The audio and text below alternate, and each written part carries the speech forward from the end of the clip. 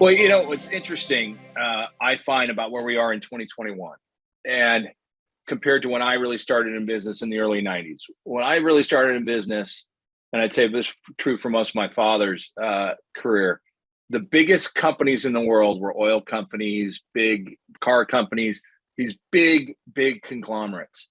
And so if you were going to go do business with those people, you looked and acted like that. If you were a lawyer, you would come in and yeah, you'd wear the suit and tie because IBM, built machines and all of that. And then in the early 90s, that's when Steve Jobs, started wearing his jeans and his thing. And it was kind of a cliche. Look, that's kind of cute that he wears that. And, Bill Gates and those guys, they were still a little more buttoned up. But now the largest companies in the world are tech companies. So how they dress and how they work defines it for everybody else.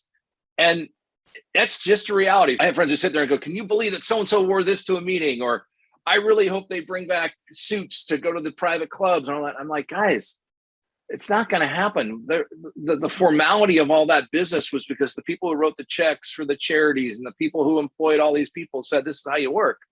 These tech companies have a totally different way.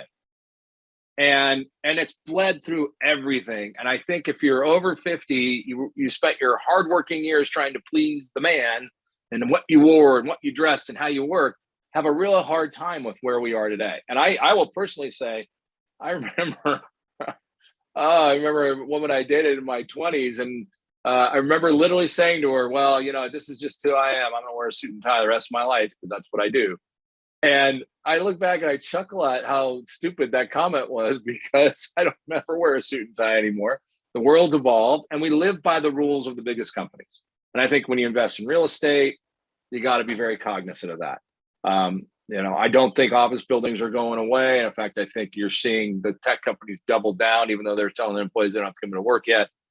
But it's going to be the way they define it because they're the largest, the same way it was when, I still remember the first time I ever went to the California Club, and it was filled suits and ties, all male, mostly all white male. And that was work. That's how people worked, and that's not the world today. And I think when you invest in real estate, whether it's multifamily, industrial, or office, you have to understand where the biggest dollars are. And it's all coming out of the tech world.